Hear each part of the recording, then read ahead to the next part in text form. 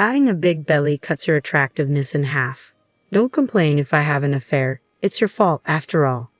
These were the shocking words my husband said to me, half smiling as he looked at my pregnant belly. I stared down, speechless, and he continued his harsh tirade. In your case, it's not just halved, it's zero. Once you hit your late 30s, it's already halved. Pregnancy makes a woman's worth zero.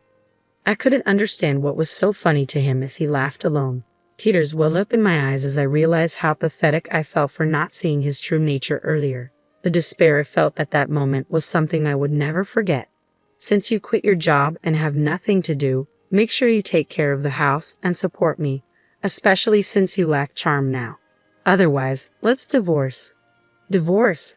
At that moment, I started to think it might be an option for me. As I approached my due date with a large belly, my husband didn't hesitate to demand a divorce. For me, it was the perfect timing to agree to it. After that, I gave birth at my parents' house, and 2 years had passed when my husband appeared in a frenzy. I am Jessica, 36 years old, in my 3rd year of marriage, and experiencing my first pregnancy. As my belly grew, so did my affection for the life inside me. It was something I wouldn't have understood if I hadn't become pregnant. My husband Chris is a successful salesman, 2 years older than me, working for a major corporation. He often comes home late due to overtime, and since we were dating, I've always been concerned about his health. I've left some homemade dishes in the fridge for you to eat. You'll lack vegetables if you only eat out. Thanks, I'll eat them with the lunchbox. It's really helpful that you're good at cooking. Several times a week, I used to visit Chris's apartment when he was working overtime. Even when we couldn't meet, I was happy to connect with him over the phone.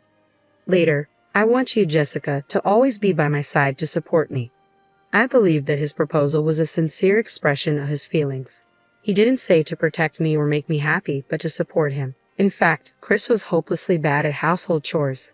He would send all iron-needing laundry to the cleaners, eat meals from stores or dine out, and hire a cleaning service twice a month. I was irresistibly drawn to the gap between Chris's public persona and his private self and wanted to support him. My perfectionist nature probably made me an excellent supporter. We met in a beginner's asset management course. My hobby is learning about how money works. It started when I was a student and had a term deposit that matured at the bank.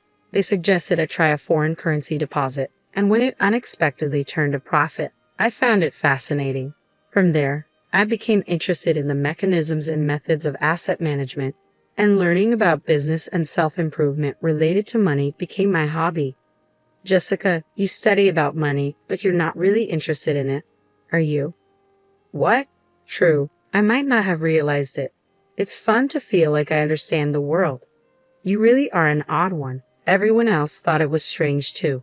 The course where I met Chris was small, so I became friends with all the participants. I still keep in touch with some of them. At the time, Chris's reason for participating was to make money more easily than now. He was well paid but always complained about being tired from overtime, which I understood. But looking back, Chris really just wanted to make money the easy way. Chris seemed to have tried various ways to increase money, but in the end, he gravitated towards what seemed the easiest. After getting married, I quit my job to become a full-time housewife. Doing household chores for Chris was enjoyable and fulfilling. However, the chores in our 2-person apartment were not too demanding.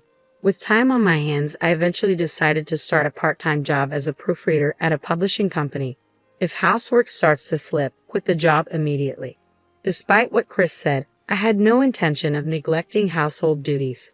The job was a great fit for me, and I really enjoyed it. Moreover, the publishing house dealt with business and practical books, which interested me. I was constantly excited.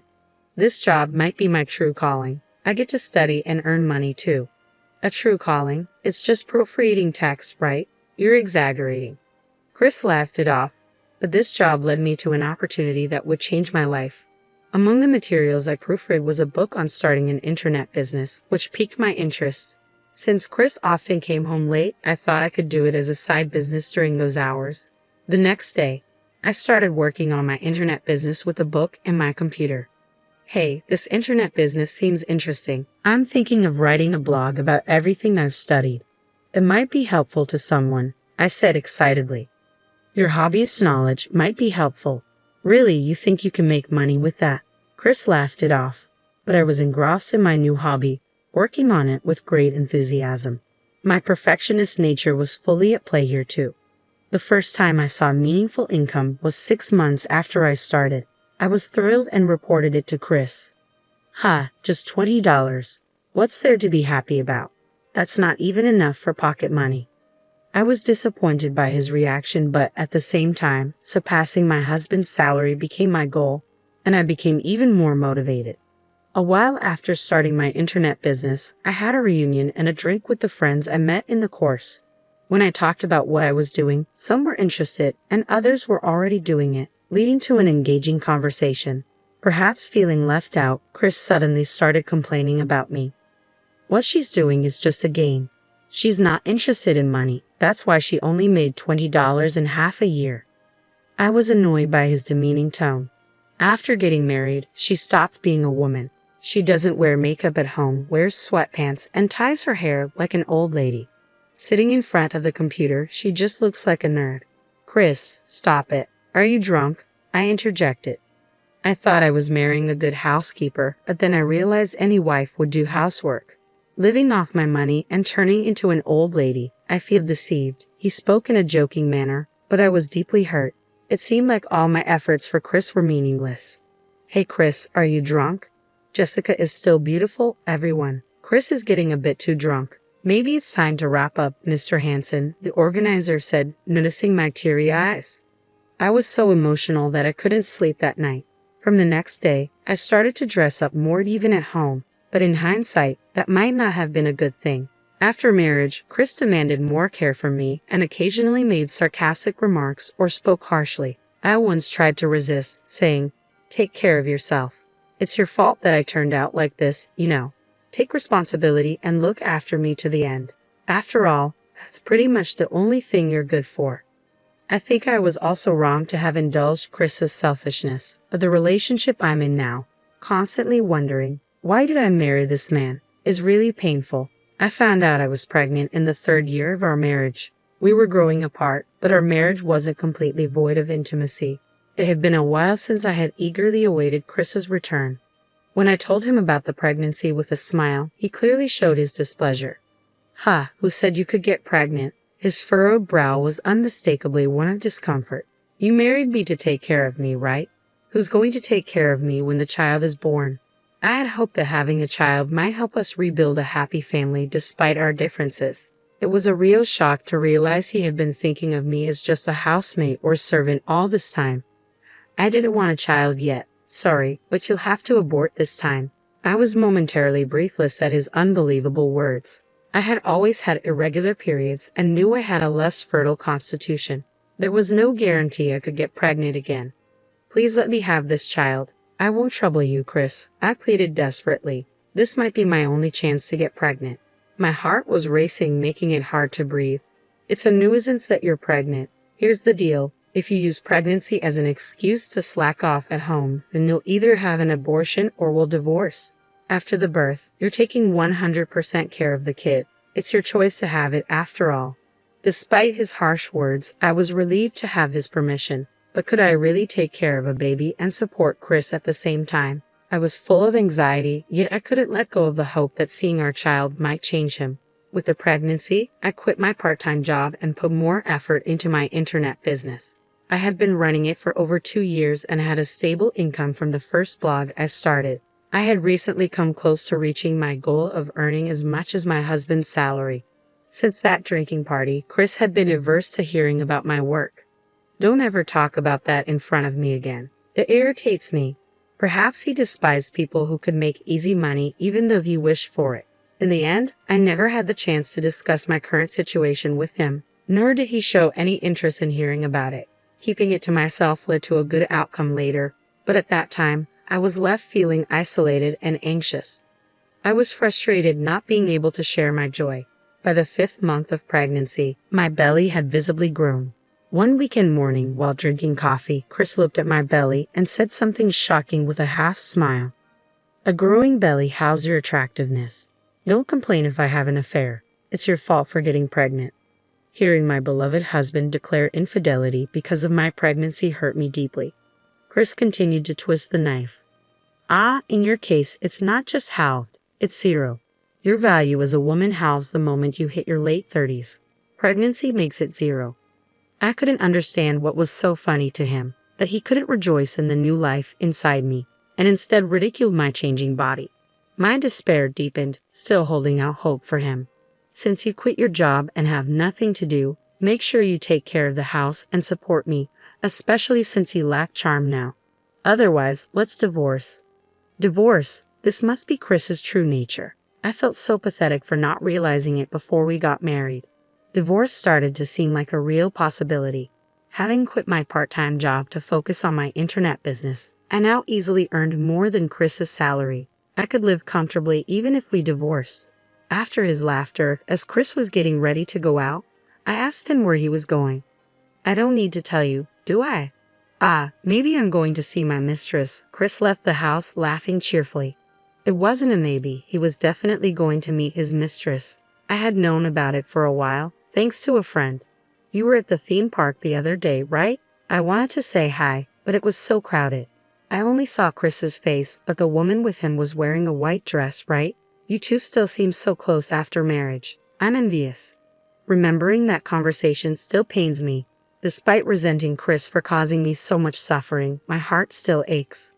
I still have feelings for him, but it was time to put an end to them. I decided to hire a private investigator. Depending on the results, I was ready to cut off my feelings for Chris completely.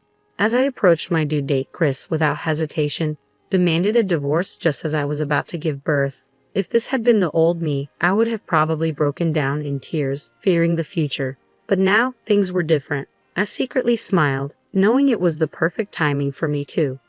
Divorce me. My girlfriend is pregnant. I want to remarry her and be a father to the child in her belly. You should remarry the father of your child too. Ha! What are you talking about? I asked, bewildered. That's Mr. Hansen's child, right? No wonder you were defending him at the party. I have proof. Chris took out a voice recorder. When he pressed play, a phone conversation between me and Mr. Hansen played. He must have hidden it in the living room. Mr. Hansen, yes, that's right. I'm not sure what will happen after the birth. Yes, I'd like to meet. Could you keep it a secret from Chris for now? What's this secret meeting with Mr. Hansen about? I never heard about you meeting him personally, Chris demanded. I sighed. He called to see if I wanted to work. But I can't say what will happen after the birth, so I've put it on hold. You can say anything, but I can't trust you anymore, Jessica. Since we're both at fault, we can agree not to demand compensation, right? To think he concocted such a lie just to save on compensation. I almost let out a smile, as I was thinking along the same lines. Okay, I agree to the divorce, but I will demand compensation from you. If you want to demand compensation from me, let's settle it in court. I threw the envelope onto the table. I received photos from the private investigator and spilled them onto the table. The images showed Chris kissing a woman and hugging her in front of her apartment. Your affair started 2 years ago. Maya is 25 and the daughter of a company president, isn't she? You wouldn't want to let her go, I said, smiling sarcastically. I'll submit this as evidence. You can submit that audio from earlier, and we'll also do a DNA test just to be clear. Chris, perhaps out of anger, was trembling, his face flushed red. He probably never thought I was investigating him. Fine, I'll pay the compensation. Maya is young and beautiful, and on top of that, she's rich. Unlike you, after remarrying, I can work at her father's company and won't need to be a corporate slave anymore.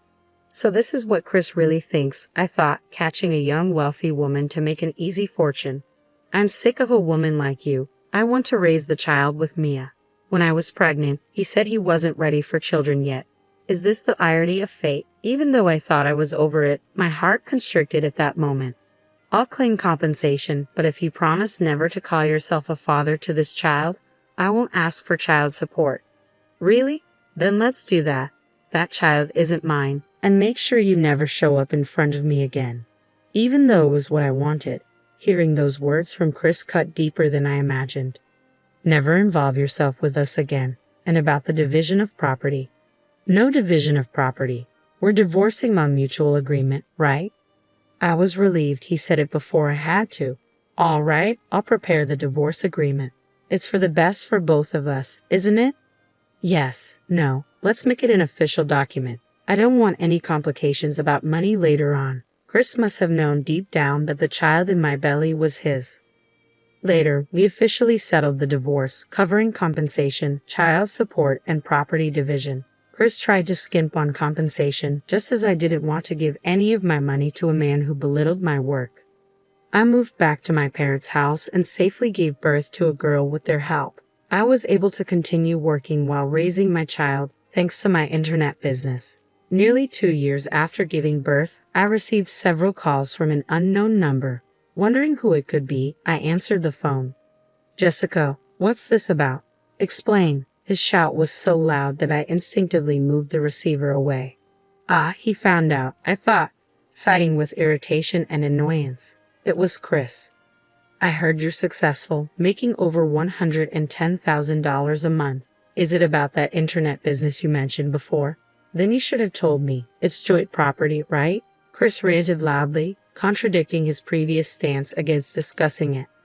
"You were the one who said no property division. Remember, our divorce was mutual agreement. We even made it official with a document, so there's nothing you can do now. I'm really busy. Don't call me again for such nonsense." I responded calmly and hung up. On the other end of the phone, Chris was still ranting, but I refused to engage further. Concerned about my daughter, whom I had left at my parents' house, I called my father the next day.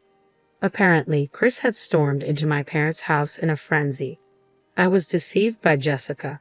Please let me talk. How can you be so cunning and not feel ashamed as a parent?" "Jessica, let's talk properly. I won't leave until you come out." Though my father knew what I had told him, he was exasperated by Chris causing a scene at the doorstep. My father handed Chris a note with my whereabouts. "Jessica is there. Go talk to her. You're the coward who cheated, destroyed your family, and abandoned your child. Get out of here. If you come here again, I'll call the police immediately." After being sternly rebuked by my father, Chris took the note and left. He probably intended to come straight to the high-end resort hotel. I was staying just a 2-hour drive from my parents' house when the front desk called me as dusk approached. I asked them to tell him to wait in the lounge and leisurely left my room. The view of the sea dyed red by the sunset from the lounge was beautiful. As I sat down in front of Chris, who looked out of place and anxious, I ordered a gin and tonic from the waiter. "Why are you in such a fancy hotel? What are you drinking?" Chris began, his tone accusatory. "Yes, I've finished my work for today. This high-end hotel is my favorite," I answered with a smile. "Work? You're making over $30,000 a month now. How is that possible? Were you deceiving me?" Chris's voice was tinged with bitterness and disbelief. "Deceive you? I told you many times that I was pursuing my internet business. Remember?" I replied calmly, recalling his earlier dismissals. "Yeah, I heard you made $20, but you never said anything after that. So, I thought you quit. How much were you making before we divorced?" Chris's confusion seemed genuine, yet there was an undercurrent of resentment. I almost burst into laughter. Why is he so desperate? I thought to myself. I was already earning more than your salary before we divorced. And no way did I deceive you, I replied firmly, correcting his misunderstanding. "Why did I divorce you? I've been so unlucky since," Chris continued, his tone shifting to one of self-pity. Suddenly, Chris started to talk about his current situation, seemingly deflated. "Maya can't do housework at all. I thought any woman could handle that. When I get home, she leaves all the childcare to me and goes to sleep first." Unexpectedly, Chris began to praise me. "You would never have done that," he admitted, recognizing my efforts in a backhanded way. He seemed to be really struggling. "Mia, being from a wealthy family, likes luxuries and spends money like water. When I went to Maya's parents to apologize, they told me to take responsibility. They said they'd pay both compensation and leave the childcare to me. I knew from the private investigator's report that Maya liked older men who would spoil her. She was already on her third affair, and each time her parents cleaned up after her. That's how I received a lump sum for compensation." "At least you got the compensation," Chris remarked bitterly. "It's hell. If we get divorced, I have to repay the entire compensation up front. She spent all the money, and we don't have a penny left at home. On top of that, she's probably cheating again." As I remained silent, Chris must have thought I was sympathizing. "I want to get back with Jessica. Now I realize how much she cared for me. If she's earning that much, she can pay the compensation in one go, right? Why would I get back together with you? Are you an idiot? I'm not your mother or your maid. Don't be ridiculous, I retorted sharply, my patience wearing thin at his selfishness. His incredibly selfish words made my blood boil. Seeing my fury, Chris looked shocked. You don't need to speak to me like that. You took care of me so much, but you chose to let that go, didn't you?